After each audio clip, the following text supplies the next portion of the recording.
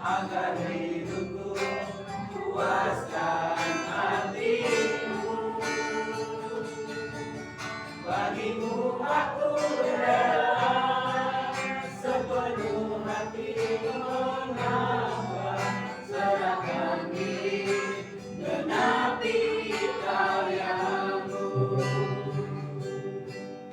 Serahkan diri genapi karyamu.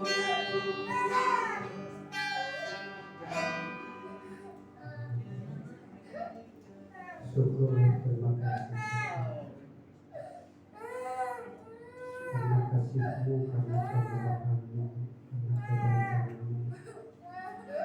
Kami senantiasa memuji, kami senantiasa menyembah Tuhan sebagai wujud penyembahan kami karena kebaikan kemurahan-Mu. Terima kasih karya baik yang Tuhan berikan bagi kami. Kesempatan yang indah saat ini kami memuji Tuhan dengan segenap hati kami, dengan segenap keberadaan kami. Kami fokus tertuju hanya kepada Tuhan di kesempatan yang baik ini. Ini hati kami Tuhan yang mau diisi oleh Firman, kami berkata-kata bagi kami, karena kami siap mendengarkan. Dalam nama Tuhan Yesus kami berdoa. Haleluya. Amin. Puji Tuhan. Silakan saudara duduk. Shalom. Puji Tuhan.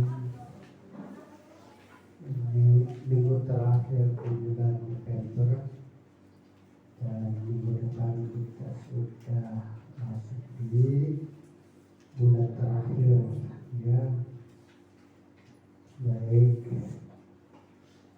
kembali kita akan mendengarkan firman Tuhan. Saya mengajak kita membuka kitab kita yang terambil dari Roma pasalnya yang keempat. Roma pasalnya yang keempat, kita baca ayat 7 dan 8. Roma pasal 4 ayat 7 dan 8. Kita baca bersama-sama. 2, 3 ya. Berbahagialah orang yang diampuni pelanggaran-pelanggarannya dan yang ditutupi dosa-dosanya. Berbahagialah manusia yang kesalahannya tidak diperhitungkan Tuhan kepadanya. Baik. Jadi orang yang berbahagia adalah orang yang tidak diperhitungkan kesalahan-kesalahan. Orang yang berbahagia adalah orang yang tidak diingat-ingat lagi pelanggaran-pelanggarannya. Dan orang yang tidak diperhitungkan pelanggarannya adalah hanya orang-orang yang ada di dalam Kristus Tuhan. Ya, jadi orang yang ada di dalam Kristus Tuhan adalah orang-orang yang berbahagia. Sesungguhnya ini sudah dinubuatkan oleh Raja Daud. Ya. Walaupun masa Daud bukanlah masa anugerah, tapi dia sudah memiliki pandangan iman, pandangan rohani. Dan apa yang dinubuatkan oleh Daud ini tergenapi saat Yesus sudah datang, ya. Jadi berbahagialah orang-orang. Dan saudara dan kita semua adalah orang-orang yang ada di dalam Kristus Yesus. Jadi kita semua orang yang berbahagia, ya. Kita adalah orang-orang yang berbahagia. Dan harus kita sadari kita adalah orang-orang berbahagia. Dan seharusnya kita memiliki rasa keprihatinan kepada orang-orang yang di luar sana yang belum menjadi orang-orang yang berbahagia. Ya, Jadi orang yang berbahagia tidak lagi diingat kesalahan. Diingat oleh siapa? Oleh Tuhan. Tetapi ingat saudara dikasih Tuhan, sesamamu, saudaramu, jika engkau melakukan kesalahan kepada mereka, ya mereka tentu masih mengingat-ingat. Tapi di sini Tuhan tidak mengingat, gitu ya. Tuhan tidak memperhitungkan, Tuhan tidak mengingat-ingat lagi. Sebagaimana dikatakan ayatnya yang ke-8 itu, berbahagialah manusia yang kesalahannya tidak diperhitungkan Tuhan kepadanya, ya. Jadi tentu sebagai manusia kita sering melakukan kesalahan. Tapi menurut firman ini, bahwa seberapa banyak kita melakukan kesalahan, ternyata Tuhan tidak memperhitungkannya, ya. Tuhan tidak memperhitungkannya. Tapi pemerintah, lembaga-lembaga, dan masyarakat yang lainnya tentu memperhitungkan. Jadi dalam hal ini saya mengajak kita supaya kita tahu betul posisi kita, diperhadapkan dengan siapa, ya. Dengan diperhadapkan dengan sifat yang horizontal atau diperhadapkan dengan sifat yang vertikal. Jangan dicampur aduk, gitu ya. Karena ternyata dalam praktek kehidupan manusia ini sepertinya tidak dipahami, ya, tidak dipahami apa yang bersifat horizontal, apa yang bersifat vertikal. Tapi dengan jelas di sini, sekalipun Tuhan tidak memperhitungkan pelanggaran kita, jangan kita memahaminya seperti bahwa kesalahan kita tidak diperhitungkan oleh pihak-pihak lain, ya. Tentu jangan diabaikan yang bersifat horizontal, jangan diabaikan mandat-mandat yang telah diterima oleh pemerintah setempat, gitu ya. Namun hal ini yang mau saya tekankan kepada kita, bahwa semuanya itu sukses, kita hidup sukses secara horizontal sangat ditentukan bagaimana pemahaman kita, kesuksesan kita yang bersifat vertikal itu, ya. Jadi sifat yang vertikal itu yang membawa kita untuk sukses di dalam sifat horizontal. Inilah yang akan mau saya tekankan kepada kita. Oleh karena itu saudara telah dikasih Tuhan, bagi saudara-saudara dan kita semua yang ada di dalam Kristus Yesus, kita adalah manusia yang sudah tuntas, sudah beres, ya. Sudah tuntas, sudah beres. Oleh karena itu saudara yang dikasih Tuhan, bagaimana suksesnya kita di tengah-tengah kehidupan kita sehari-hari sangat ditentukan oleh kesadaran dan keyakinan, kepercayaan kita akan suksesnya kita yang bersifat vertikal ini. Dan oleh karena itu, sebagai dasar bagaimana kita sukses di dalam kehidupan kita sehari-hari, maka apa yang dikatakan oleh Raja Salomo, sebagaimana firman Tuhan mengatakan bahwa dia adalah manusia yang paling bijak yang pernah hidup di muka bumi ini, maka dia berkata di dalam Amsal pasal 23. Coba kita baca Amsal pasal 23 ayatnya yang ke-7a. Ya, Amsal pasal 23 ayat 7a. Kita baca bersama-sama 2-3 ya. Sebab seperti orang yang membuat perhitungan dalam dirinya sendiri, demikianlah ia. Ya, sebab seperti orang yang membuat perhitungan, ya, membuat perhitungan dalam dirinya sendiri, demikianlah ia. Jadi bagaimana kehidupan kita sehari-hari, apakah kita gagal, apakah sukses, apakah lancar, sangat ditentukan bagaimana kita memperhitungkan di dalam diri kita. Ya, siapa saya?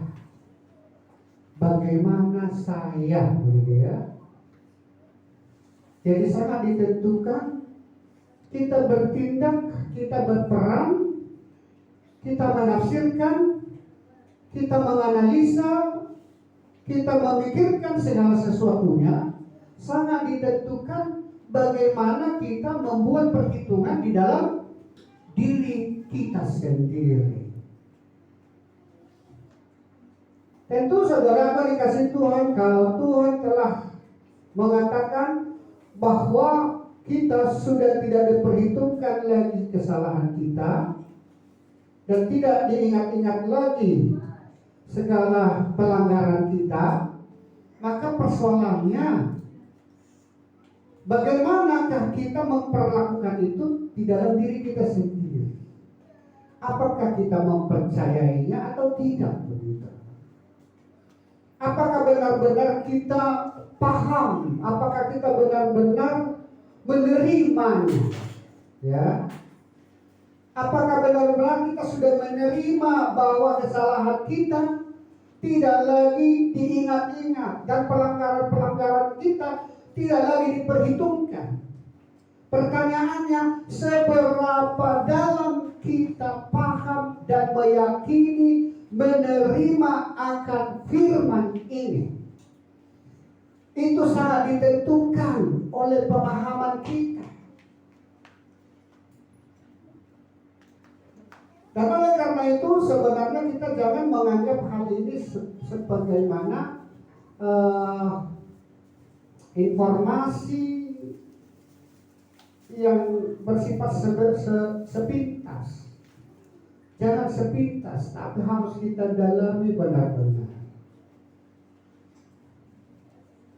Bagaimana semua kesalahan kita, bahkan semua dosa-dosa kita sudah ditebus, sudah dibayar dengan lunas dan tuntas.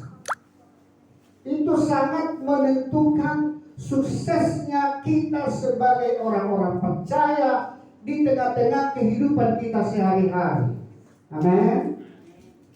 Engkau sebagai orang Kristen yang sudah punya juru selamat, seberapa engkau pahami, seberapa engkau imani, seberapa engkau percayai bahwa semua dosamu, semua pelanggaranmu sudah diampuni, sudah ditebus tuntas. Itu sangat menentukan suksesnya engkau sebagai orang Kristen. Amin. Amin. Jangan hanya identitasmu, agamamu sebagai orang Kristen, tapi seberapa dalam engkau mengimaninya.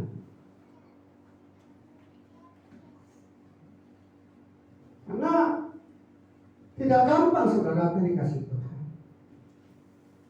Karena memang kita memiliki pikiran, ya. Kita memiliki pertimbangan-pertimbangan. Kita memiliki jiwa. Jiwa itu adalah kehendak, perasaan dan emosi. Emosi itu perasaannya. Kehendak, apa satu lagi? Pikiran itu adalah kehendak, perasaan dan pikiran, begitu ya. Itulah jiwa. Kita memiliki perasaan. Tentu perasaan kita ini bisa berubah-ubah, ya, bisa berubah-ubah. Perasaan kita itu bisa dipengaruhi oleh situasi, oleh lingkungan, gitu ya. Pandangan mata, sehingga ini bisa membuat kita menjadi meragukan akan firman Tuhan ini terrealisasi di dalam hidup kita. Apakah dosa saya sudah semuanya diampuni?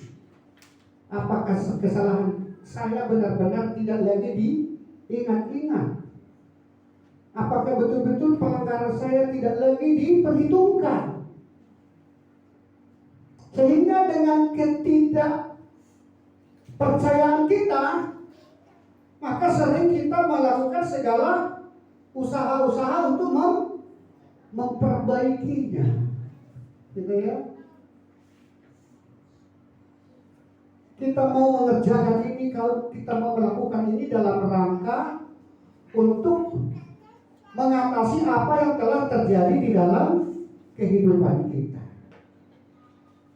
Sehingga kita mengesampingkan apa yang telah dikatakan oleh firman Tuhan.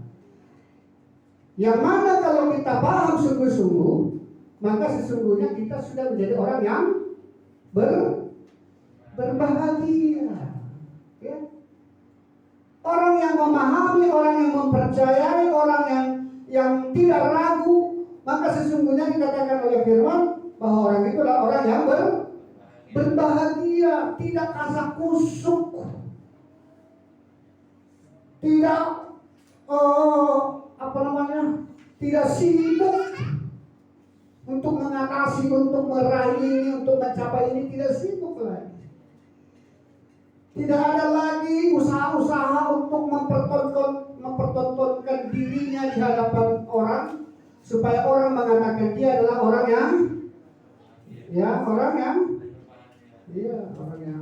berbahagia, orang yang tulus, orang yang jujur, orang yang peduli, gitu ya.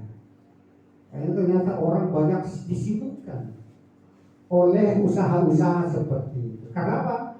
Karena tidak percaya apa yang dikatakan oleh firman Tuhan.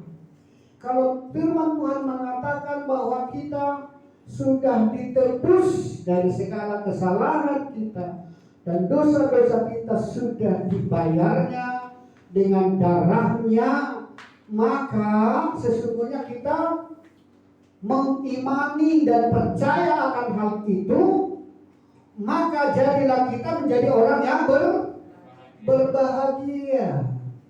Bagaimana hal ini kita terapkan di tengah-tengah kehidupan kita? Maka sebagaimana apa yang dikatakan oleh Raja Salomo, sebab seperti orang memperhitungkan terhadap dirinya sendiri, maka demikianlah ia.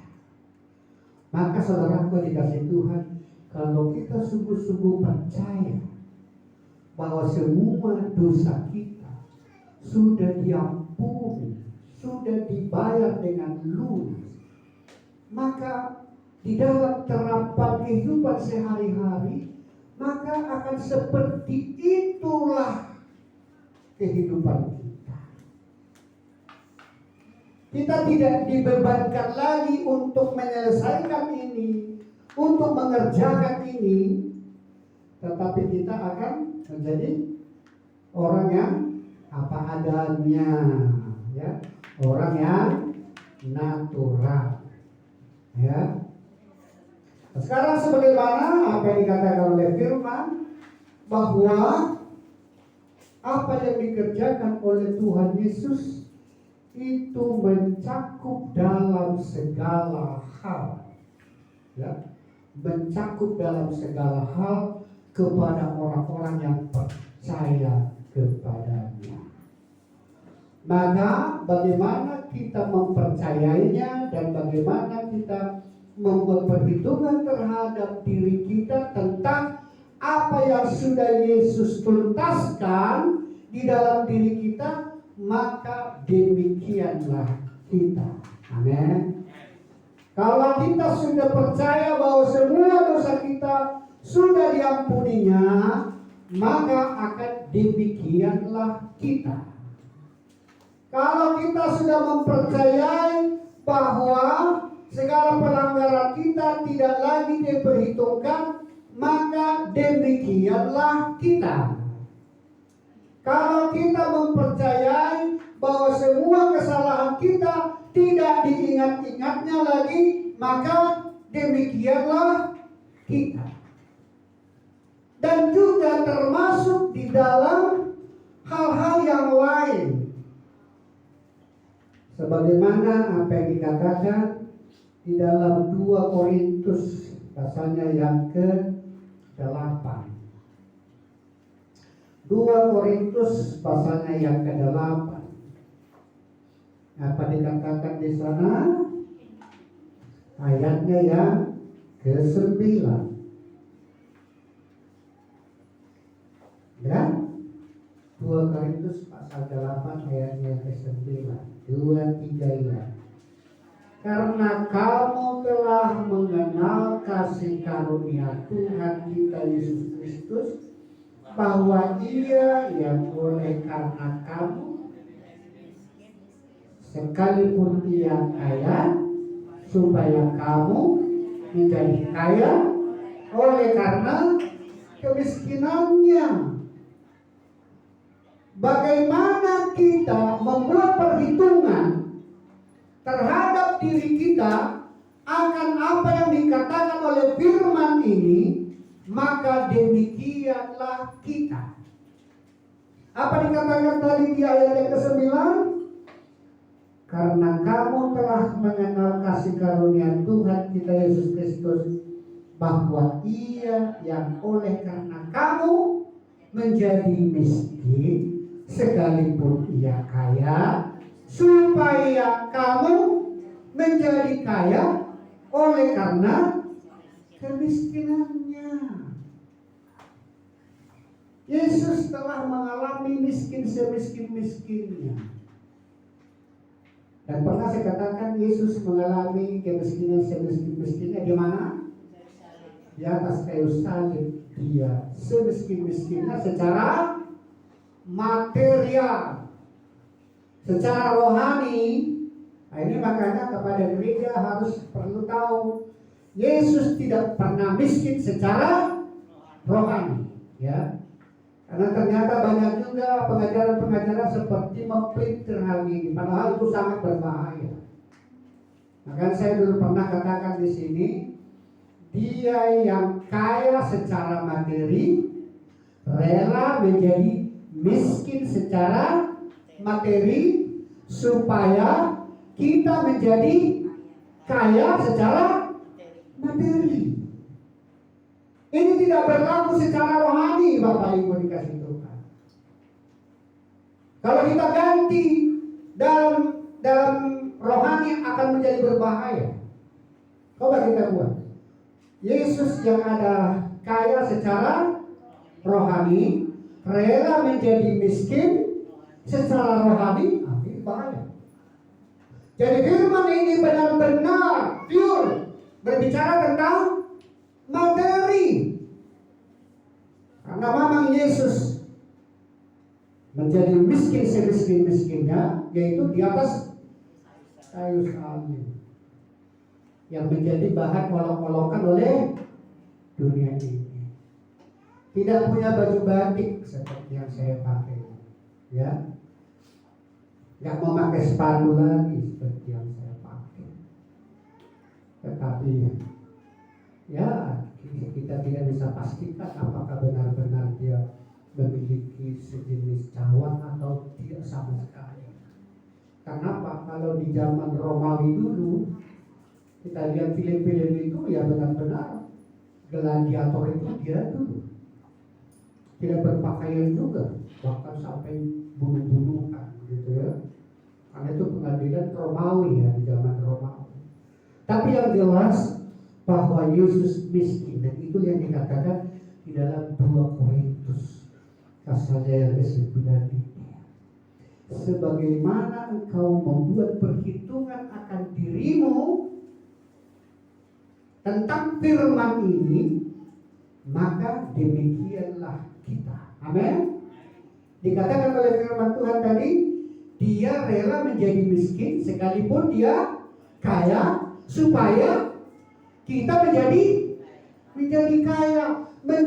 kaya secara material. Bapak Ibu dikasih Tuhan, jangan gereja memplinter ini, jangan diplinter secara rohani, tidak, tapi secara material. Tetapi banyak orang yang menjadi seperti rendah hati, seperti malu-malu mengatakan ini bersifat materi, dianggapnya materialistis. Materialistis berbeda dengan orang yang mempercayai dia punya materi. Kalau materialistis menempatkan materi di atas dari segala-galanya, ya, mentuhankan uang, mentuhankan harta. Lebih berharga si rupiah daripada si Siti misalnya, si Anu, si Polan, gitu ya, si Ucok, si Ubik, gitu ya. Itu namanya materialistis. Tapi firman Tuhan ini tidak menganjurkan kita supaya kita menjadi orang yang materialistis. Tapi kita harus pahami bahwa sesungguhnya Tuhan kita berkehendak, berkeinginan supaya kita juga menikmati kekayaan yang dimilikinya. Kenapa dikatakan dia? Sedangkan apa? Orang yang paling jahat di dunia ini tidak akan pernah memberi ular kepada anaknya yang meminta roti. Apalagi Bapakmu yang di surga. Jangan kita jadikan Tuhan kita itu adalah sosok yang pelit. Ya, jangan kita jadikan Tuhan itu adalah seperti yang punya hitung-hitungan, yang sangat pelit. Tapi dia adalah pribadi yang royal, mau bikin pesta, gitu kan. Tapi tentu bukan pesta pora, ya. Tapi berpesta. Anak-anak yang hilang pulang, dia kan pesta, tapi bukan pesta pora bermabuk-mabukkan, tidak. Sebentar lagi kita akan merayakan perayaan Natal, gitu kan? Perayaan Natal. Kalau di kampung kami itu hari pesta. Itu bahasa di kampung kami itu. Lagi hari pesta. Jadi pesta itu lebih dekat pengertiannya pesta itu ke Natal daripada pesta kondangan. Kapan hari pesta? Bukan kondangan yang dimaksudkan. Tapi kalau ditanya kapan hari pesta? Oh, berapa lama lagi? 2 minggu lagi hari pesta. Hari pesta maksudnya adalah Natal, pesta. Ya. Pesta Natal, perayaan. Ya saudara, aku dikasih Tuhan, kita harus bersuka cita, kita harus berpesta, karena apa yang telah kita terima, bahwa Dia yang kaya menjadi miskin supaya kita kaya. Ya, sebagaimana kita membuat perhitungan kepada diri kita, maka demikianlah kita.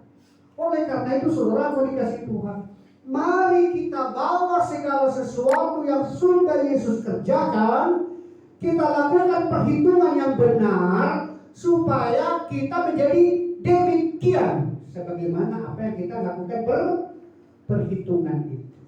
Kalau dikatakan kita sudah menjadi orang yang benar karena dibenarkan, maka lakukan perhitungan di dalam dirimu bahwa engkau adalah orang yang benar, maka akan akan demikianlah engkau. Amin. Amin. Kalau firman Tuhan mengatakan bahwa kita adalah orang yang kudus karena dikuduskan, maka buatlah perhitungan di dalam dirimu bahwa engkau adalah orang yang kudus. Maka akan demikianlah engkau kudus. Dan kalau engkau melakukan perhitungan, maka demikianlah engkau, maka terapannya dalam kehidupan sehari-hari akan mencerminkan sebagaimana engkau melakukan perhitungan di dalam dirimu. Kalau kau melakukan perhitungan dalam dirimu bahwa engkau adalah orang kudus, maka demikianlah engkau. Kalau kita sudah demikian, maka akan sendirinya kita seperti itu. Tidak dibuat-buat. Maka kalau kita melakukan perhitungan bahwa kita sudah menjadi kaya oleh karena kemiskinannya, maka akan demikianlah kita. Kalau kita sudah demikian, maka akan sendirinya tingkah laku kita, pikiran kita, renungan-renungan kita akan membawa kita kepada situasi yang demikian. Aku adalah orang kaya. Aku adalah orang yang diberkati. Aku berlimpah-limpah. Maka kalau kita sering mengatakan seperti itu, maka sebagaimana orang yang kaya, dia akan membuat perilakunya seperti orang yang kaya. Orang yang kaya adalah orang yang melihat kepentingan orang lain, peduli kepada orang lain, tidak bersungut-sungut, tidak menggenggam sesuatu, takut hilang. Orang yang miskin dia akan mengepal, tidak akan melepaskan. Tapi kalau orang yang merasa kaya, dia akan gampang dia melepaskan sesuatu untuk membagikan kepada orang lain. Itu adalah orang yang kaya. Orang kaya dalam hal kebajikan, kaya dalam hal memberi, kaya dalam hal peduli. Ya, kaya itu banyak material yang bersifat material juga. Kaya itu berhubungan dengan hati, ya, berhubungan dengan respon, berhubungan dengan pikirannya kaya akan ide-ide, kaya akan kreativitas. Kalau orang yang kaya kreativitasnya bisa mendesain. Amin. Lagi tahun baru Natal kita ada kreativitasnya mendesain ini, kaya dengan ide-ide. Entah nanti bagian seksi acara misalnya ada ide-idenya, kaya dengan ide-idenya. Apa yang kita buat supaya anak-anak gembira, supaya anak-anak senang. Jadi berbicara kaya itu kaya material. Material itu tidak hanya berupa uang. Itu toko material apa itu toko uang? Bukan toko uang itu kan? Itu apa itu? Bikin material di sana, toko material. Bukan uang. Benda. Ya, kebendaan gitu ya. Itulah material. Jadi kita kaya. Oleh karena itu saudara yang dikasihi Tuhan, sebagaimana engkau membuat perhitungan di dalam dirimu, seperti itulah engkau. Oleh karena itu hati-hati saudaraku. Membuat perhitungan itu adalah peranan pikiran kita. Kalau kita tadi secara roh kita sudah sempurna, roh kita sudah dibebaskan, kesalahan kita tidak diperhitungkan, pelanggaran kita tidak pernah diingat-ingat. Sekarang peranan pikiranmu adalah membuat perhitungan sedemikian di dalam dirimu sendiri, maka akan demikianlah engkau. Amin. Oleh karena itu ini sangat penting bagi kita. Jangan bermain-main. Jangan bermain-main engkau meragukan bahwa engkau orang yang sudah diselamatkan. Jangan bermain-main bahwa semua dosamu sudah diampuni. Dosa lalu, dosa sekarang, dosa akan datang. Sudah beres semuanya. Sekalipun dunia mengolok-olok dan mempertawakan, dan bahkan gereja-gereja yang barangkali usil kepadamu, tapi jangan engkau akan menjadi bimbang dengan demikian. Saya lebih percaya kepada apa yang dikatakan oleh firman Tuhan. Orang yang meragukan akan keselamatannya, maka akan demikianlah ia. Orang yang meragukan bahwa pelanggarannya sudah tidak diingat-ingat, dia ragu hal itu, maka demikianlah ia. Maka dia terus-menerus memberikan waktu, segala tenaga upayanya, hanya membereskan itu terus. Tidak pernah dia eksis jalan mengisi kehidupannya. Maka kita pun sebagaimana orang Indonesia yang telah merdeka, kita harus percaya bahwa kita sudah merdeka dari penjajahan bangsa-bangsa lain. Jangan engkau terus meruncing-runcing bambu lagi di sana. Siapa takut, siapa tahu nanti kalau dikampungkan si botak mata itu namanya, si mata putih. Tahu nanti si mata putih datang lagi. Ayo, bertajam bambu-bambu, sediakan di situ. Karena senjatanya adalah hanya bambu runcing. Kalau anak-anak muda, anak-anak sekolah, SMA, mahasiswa sekarang berpikir seperti itu, hanya di belakang rumahnya dia najam-najamin bambu-bambu, menyediakan bambu-bambu, terus nyari bambu runcing. Padahal seharusnya dia sudah mengisi kemerdekaan itu dengan apa? Dengan ilmu-ilmu, dengan teknologi, gitu ya. Meningkatkan kreativitasnya sebagai mana orang merdeka. Maka seperti itu kita sebagaimana orang merdeka. Kita tidak diperhamba lagi oleh iblis. Karena firman Tuhan berkata, lawanlah iblis, maka dia lari daripada. Kita hardik, kita teking. Makanya kalau gereja-gereja yang karismatika seperti ini, dia meneking, bukan lari kita, tapi kita hardik. Maka dalam pikiran kita pun kalau ada kebimbangan, maka bisa kita juga menghardiknya. Pikiran yang ragu, aku tengking keluar. Kenapa? Karena setan itu nyata juga, ya, dan bisa mempengaruhi kita. Sekarang bagaimana kita membuat perhitungan dalam diri kita? Tadi dikatakan bahwa kita adalah orang yang kaya, karena dia rela miskin supaya kita menjadi kaya. Dan bila kita semua memikirkan itu, bahwa kita adalah diinginkan Tuhan supaya kita benar-benar kaya. Kaya bersifat material. Ya, kita memiliki ini. Dan tentu tujuannya adalah untuk mempermuliakan Tuhan. Apa yang ada pada kita, kita bisa pakai menjadi alat pelayanan kita. Berkontribusi seperti sekarang panitia Natal mengedarkan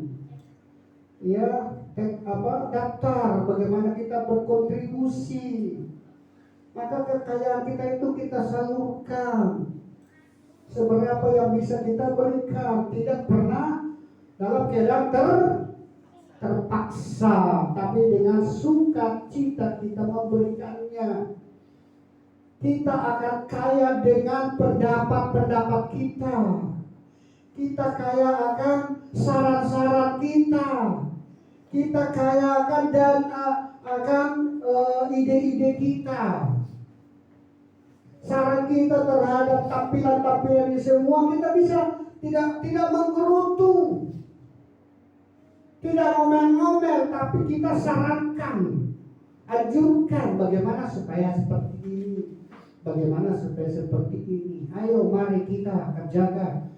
Ayo kita gotong royong, gitu ya. Jadi orang yang melakukan perhitungan yang benar, maka akan demikianlah dia. Tapi firman ini berlaku juga hal negatif. Makanya hati-hati saudara yang dikasih Tuhan. Jangan engkau lakukan perhitungan terhadapmu secara negatif. Maka firman Tuhan mengatakan, maka akan demikianlah engkau. Kalau kau melakukan perhitungan yang bersifat negatif terhadap dirimu, maka akan demikian juga. Oleh karena itu pikiran kita ini harus memilah, pilih. Firman Tuhan juga berkata, janganlah engkau jadi serupa dengan dunia ini. Jangan serupa cara pandang dunia ini. Jangan khawatir. Kita harus percaya apa yang dikatakan oleh firman terhadap apa yang dilihat oleh mata. Mata bisa melihat. Siapa itu? Yang di dalam firman Tuhan, mata hambanya itu melihat musuh banyak. Tapi Nabi itu melihat dan sampai diminta Tuhan bukakan matanya supaya dia melihat bala tentara surgawi. Siapa? Elisa. Nah, antara Elisa dengan Elia ini ada mirip-mirip ya.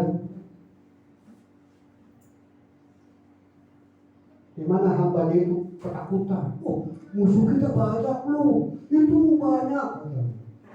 Oh, banyakkan tentara kita. Enggak, tapi kita kayaknya dia melihat baru dia percaya. Firman Tuhan berkata, berbahagialah orang yang percaya sekalipun tidak melihat. Jadi roh kita itu harus menaklukkan jiwa kita. Amen. Amen. Tapi ternyata jiwa itu juga harus berperan juga. Dikendalikan. Pikiran kita tadi melakukan perhitungan terhadap diri kita. Kalau kita masalah tadi iman kita setelah ditebus, kita orang kudus, kita orang percaya, kita orang benar. Bahwa semua dosa kita sudah diampuni, sudah tidak diingat lagi. Dosa lalu, dosa sekarang, dosa akan datang, sudah beres semuanya. Jika engkau percaya seperti itu, maka akan demikianlah engkau. Tapi kalau engkau tidak percaya, maka engkau juga akan demikian. Maka engkau terus berrekonsiliasi terus dengan Tuhan. Rekonsiliasi terus harus waktu. Dan juga tentang material tadi. Dan juga termasuk tentang kesehatan fisik kita. Apa yang katakan? Oleh bilur-bilurnya aku sudah sembuh. Engkau melakukan perhitungan terhadap dirimu, akan demikianlah engkau. Harus percayalah. Dan mulailah mempraktekkan. Kalau kita lihat pelayanan yang di apa itu, bahkan dalam Alkitab ya, kepada laki-laki yang 38 tahun terbaring di kolam, tapi langsung dikatakan bangkitlah, angkatlah, praktek action. Maka demikian juga semuanya. Sebagaimana kau melakukan perhitungan kepada dirimu, sedemikianlah kau. Pelayanan hamba Tuhan itu juga pada saat didoakan juga dikatakan, jangan mau diambil tongkatnya dilarang. Jadi ya, ada di YouTube itu pelayanan sangat spektakuler sekali. Mau berangkat dia langsung jalan gitu. Mau diambil tongkatnya, mau pakai tongkat itu tidak diaplikasi. Karena apa? Sesuai dengan iman. Jadi iman kita itu yang harus menjadi dasar kita bertindak. Karena keraguan Petruslah menjadikan dia tenggelam. Keraguannya. Karena keraguan oranglah yang menjadi dia tidak bisa bergerak, ragu. Jangan bimbang, jangan ragu, jalanlah, praktekkanlah. Ya,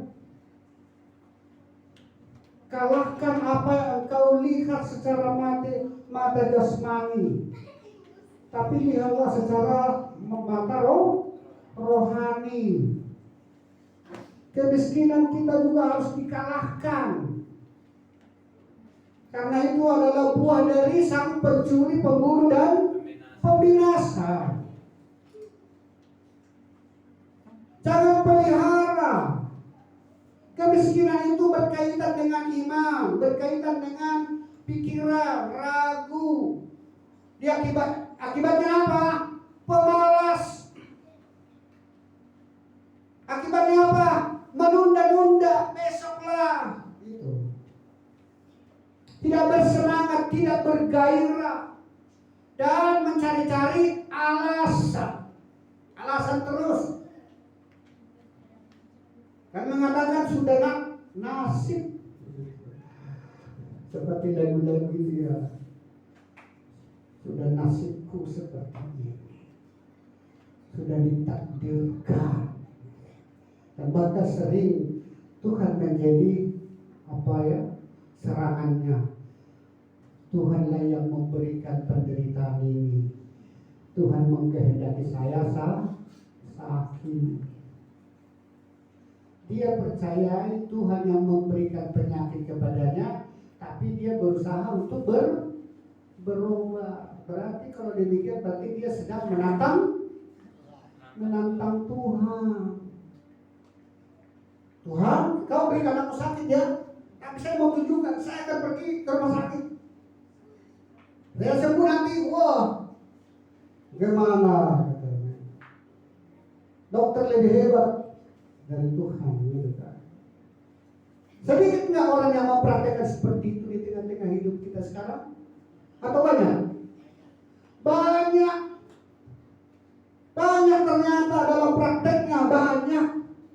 Berarti siapa kita? Iman kita bagaimana? Kekristenan kita sebenarnya bagaimana?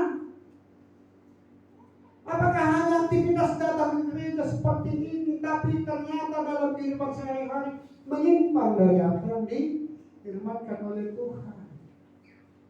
Tuhan tidak pernah memberikan kesusahan. Bahkan dikatakan sedangkan Bapa yang paling jahat tidak akan pernah memberikan ular kepada anaknya meminta roti. Apalagi Bapamu yang di surga. Oleh karena itu saudara, dikasih Tuhan, sakit penyakit itu datangnya dari iblis setan. Makanya harus dikalahkan, harus ditengking, harus dienyahkan. Dan kalau sudah dienyahkan, baru kita mulai belajar mempraktekkan itu. Aku sehat. Ini masih juga. Kakiku kuat Tuhan. Kakiku kuat Tuhan. Gitu. Kalau orang yang melihat, ya balik itu orang. Katanya kuat kakinya, coba dia lihat ekor kakinya. Tapi orang yang memiliki iman, kakiku kuat Tuhan. Kakiku kuat Tuhan. Kakiku kuat Tuhan. Kakiku kuat Tuhan. Kakiku kuat Tuhan. Amin. Amin. Menjadi kuat. Aku sehat Tuhan. Padahal masih ngos-ngosan. Aku sehat Tuhan. Aku sehat Tuhan. Aku sehat. Terima kasih Tuhan. Terima kasih Tuhan. Kos-kosannya pun akan menjadi hilang. Sebagaimana orang melakukan perhitungan kepada dirinya, maka demikianlah ia. Dari nilai pertama kita sudah ditebus secara sempurna. Tidak diingat kesalahan kita, tidak diperhitungkan pelanggaran kita, maka percayai semuanya. Kalau kita sudah memperhitungkan dalam diri kita bahwa semua pelanggaran kita sudah tidak diperhitungkan lagi, maka akan demikianlah kita, sehingga kita tidak tertarik untuk melakukan pelanggaran lagi. Amin. Amin. aku sudah beres, aku sudah bersih, aku sudah tuntas, aku sudah sempurna. Maka saudaramu pun nanti tidak lagi akan memperhitungkan pelanggaranmu, karena engkau sudah tidak lagi melakukan pelanggaran. Amin. Bagaimana temanmu menghitungkan pelanggaranmu kalau engkau tidak melakukan pelanggaran? Bagaimana temanmu akan mengingat-ingat kesalahanmu padahal engkau tidak melakukan kesalahan? Maka saya percaya saudara akan dikasih Tuhan. Apa dikatakan oleh firman Tuhan ini? Maka akan dengan sendirinya kita akan semakin seperti apa yang kita percayai itu. Kalau kita katakan tadi aku diberkati oleh Tuhan, aku di kesehatanku dipulihkan oleh Tuhan, hatiku bersuka cita, hatiku berbahagia, aku adalah orang pemurah, aku adalah orang yang ramah, aku adalah orang yang berdamai kepada orang, aku berdamai dengan saudaraku, aku mengasihi saudaraku. Maka dengan sendirinya kau akan wujudkan benar-benar bahwa kau mengasihi saudaraku. Aku adalah orang yang diberkati Tuhan, aku adalah orang yang beruntung.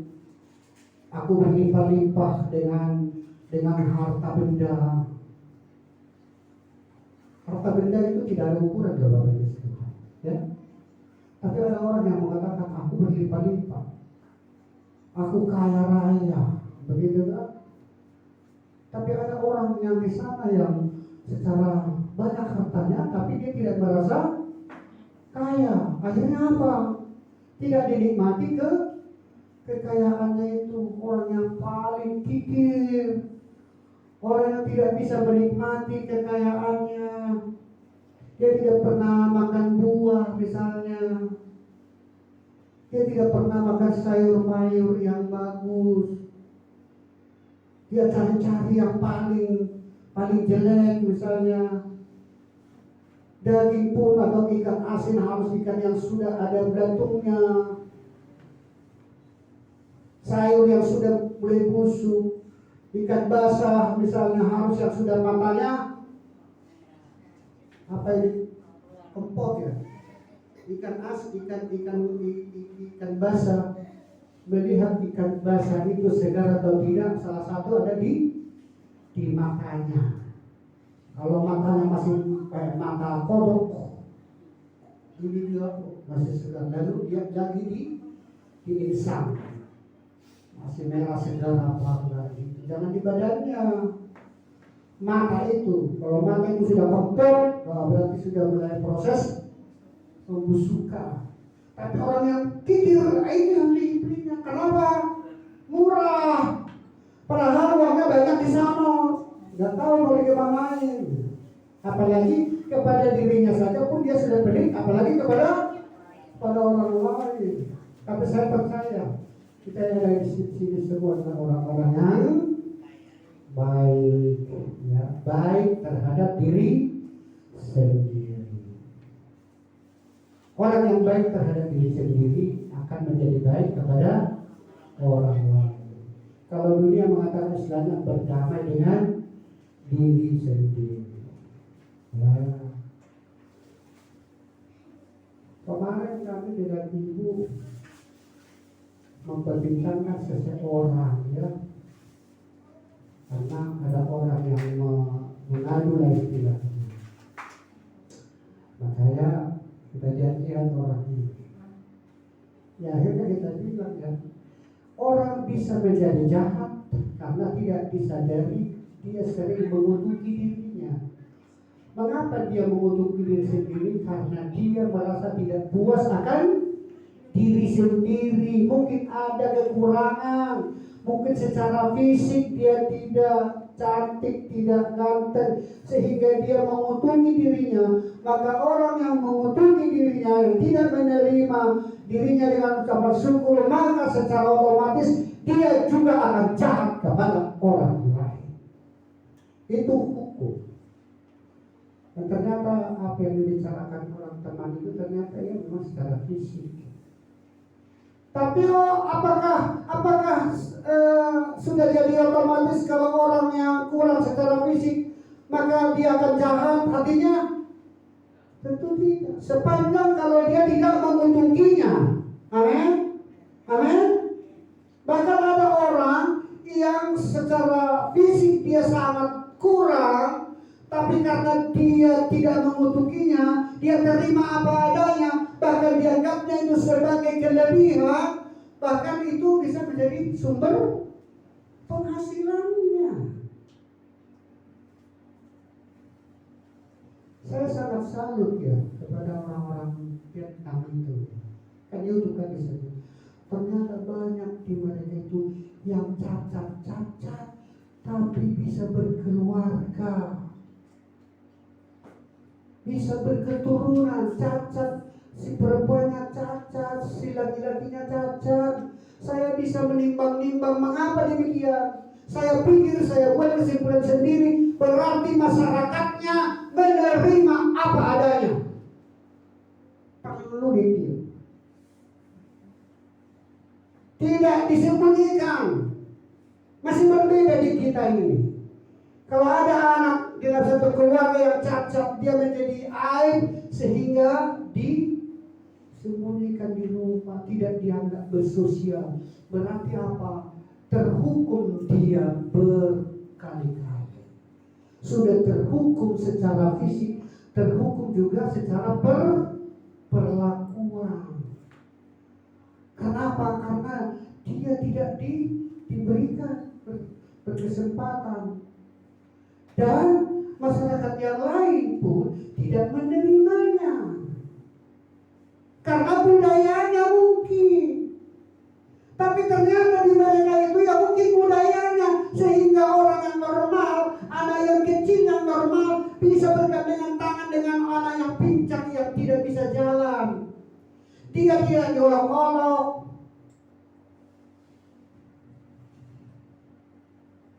Sehingga yang kekurangan itu tidak dianggap sebagai penghambat dia sebagai eksistensi sebagai manusia. Dan tidak banyak menjadi peminta-minta. Ada yang dikerjakannya. Dan bahkan ada karya-karya.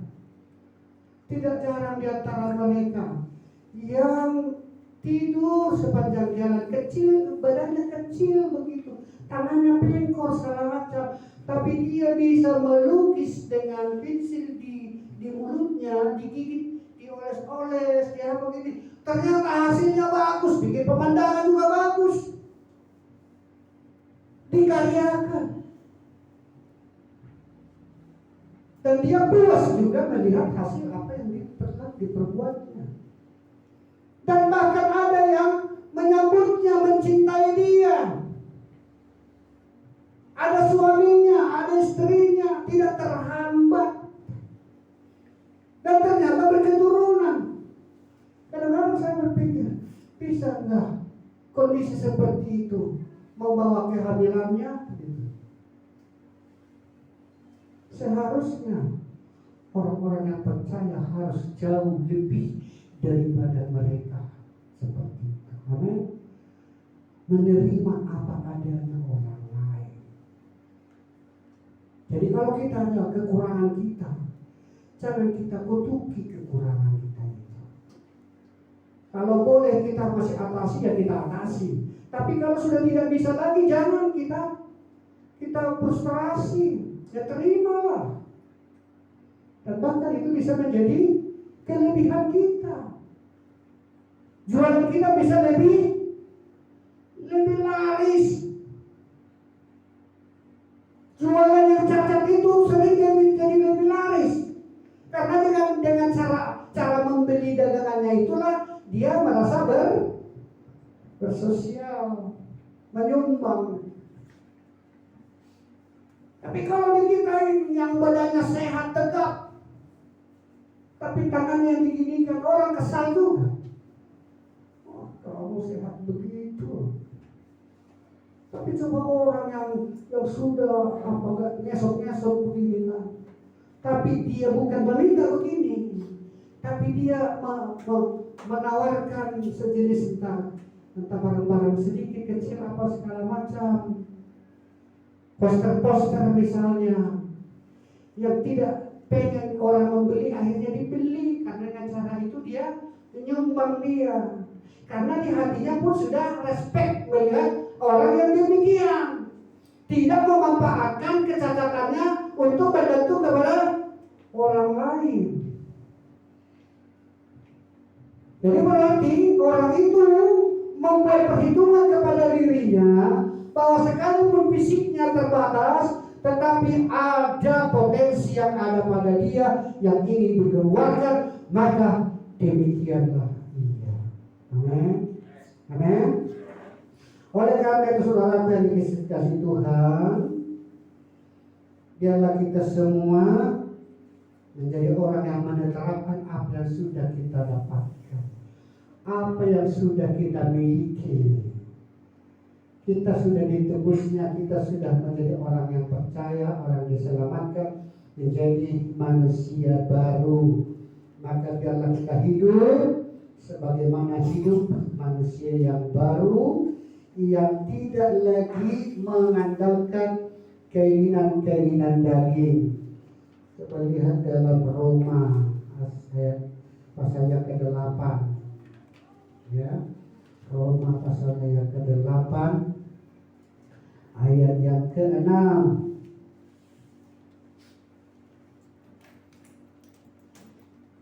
Sudah, karena keinginan daging adalah maut, tetapi keinginan roh adalah hidup yang damai sejahtera. Ya, saya sudah katakan di sini bahwa sepertiga dari diri kita sendiri sudah sempurna, yaitu apa? Sepertiga kita, sepertiga sudah sempurna apa? Ini sudah berkali-kali loh. Sepertiga adalah roh kita. Roh kita sudah sempurna. Roh kita itu tidak lagi pernah berdosa. Maka biarlah roh kita senantiasa memikirkan hal-hal yang roh, keinginan-keinginan roh.